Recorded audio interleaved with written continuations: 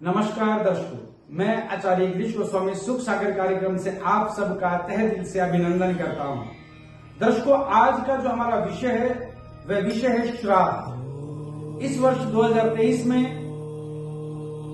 29 सितंबर 2023 से श्राद्ध शुरू होंगे और 14 अक्टूबर 2023 तक श्राद्ध चलेंगे। श्राद्ध 16 दिन के लिए है और श्राद्धों के बारे में मैं आज आपको बहुत कुछ बताना चाहता हूं। बहुत सारे लोग कई बार आकर के हमसे पूछते हैं, आचार्य जी हमें तो हमारे पितरों का पता ही नहीं, हमारे पितर हैं नहीं हैं। तो आज आपको उस विषय में भी बताऊंगा। पहले तो ये समझ लें, जो लोग ये कहते हैं कि हमें हमारे पितरों के बारे में नहीं पता, पितर उनके भी हैं जिन्हें पितरों के बारे में नहीं पता और पितर उनके भी हैं जो पितरों को नहीं मानते। जिसने भी इस दुनिया में मां की कोख से जन्म लिया है और जिसने अपने जीवन में कभी भी पिता की कमाई से इतना भी अंश खाया है या पिता की प्रॉपर्टी से कुछ भी अंश लिया है, वह सब पितृ हैं। उन सब के वह पितृ हैं जो आज इस संसार में नहीं है। पितरों का अर्थ है वह हमारे पूर्वज जो इस संसार से जा चुके हैं। और जो ये कहते हैं कि हमें ये ज्ञात नहीं है कि हमारे पितृ कौन से हैं, उनके लिए मैं यह कहूंगा कि वह श्री हरि को, भगवान विष्णु को, नारायण को अपना पितृ मान करके पितृदोष निवारण कर सकते हैं। किसी भी अमावस्या पर वह यह संकल्प करें कि हमें हमारे पितरों का ज्ञान नहीं है, आज से हम भगवान विष्णु को अपना पितृ मानते हैं और उन्हीं के निमित्त ये सब करेंगे, तो वह भी इस दुनिया से उनका बेड़ा पार हो जाएगा, उनका भी उद्धार होगा। श्राद्ध पक्ष क्या है? श्राद्ध पक्ष श्रद्धा से करने वाले कर्म का नाम श्राद्ध है, जो हम हमारे पूर्वजों के निमित्त करते हैं। और ये करना कितना अनिवार्य है, इस विषय में रामायण जी में कुछ सूक्तियां मिलती हैं कि भगवान राम, स्वयं भगवान राम ने अपने पिता दशरथ जी का श्राद्ध किया था। महासूक्तियां मिलती हैं कि भगवान राम, स्वयं भगवान राम ने अपने पिता दशरथ जी का श्राद्ध किया था। महाभारत काल में इसका विवरण मिलता है कि पांडवों ने भगवान कृष्ण के साथ यह श्राद्ध कर्म किया था।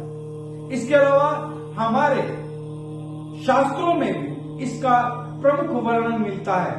हमारे ब्रह्म पुराण में, शास्त्रों में यह कहा गया ब्रह्म पुराण में कि जो लोग श्राद्ध करते हैं उनके पितृ पृथ्वी पर आकर के उन श्राद्ध के दिनों में अपने परिवारजन के लिए बल, वैभव, धन, भूमि, व्यापार, संतान के वर्धन का आशीर्वाद देते हैं, जिससे उनके जीवन में उन्नति होती रहे। श्राद्ध के दिनों में यह सभी पितृ पृथ्वी पर आते हैं और अपने परिवार वालों से यह महत्वाकांक्षा रखते हैं कि उनके परिवार, उनके पुत्र पौत्र उनके निमित्त कुछ दान, दक्षिणा, तर्पण अवश्य करेंगे, जिनका फल उन्हें मिलेगा और वे तृप्त होंगे। शास्त्रों में तो यहां तक वर्णित है कि जो लोग श्राद्ध करते हैं पूरे वर्ष के लिए एक ही दिन में उनके पितृ उनसे संतुष्ट हो जाते हैं और आशीर्वाद देते हुए उनके यहां से जाते हैं।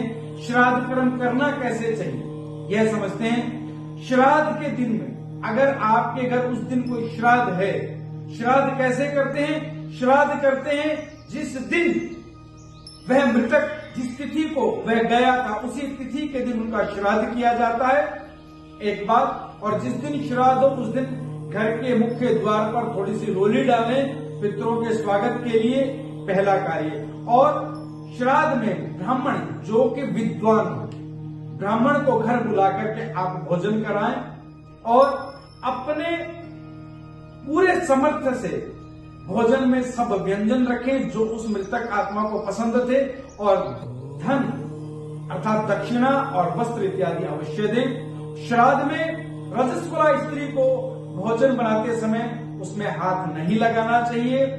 श्राद्ध के समय में तिल और कुशा का विशेष प्रयोग करना चाहिए।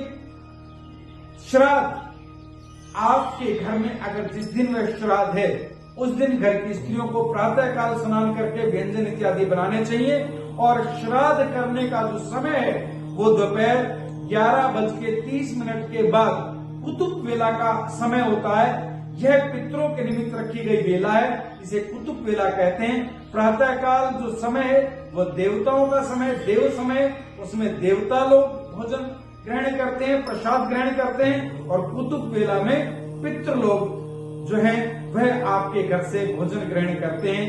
पितरों के निमित्त श्राद्ध के दिनों में किया गया कर्म आपको इस लोक में भी और परलोक में भी फल देने लायक है। आज बस इतना ही। जय महाकाल।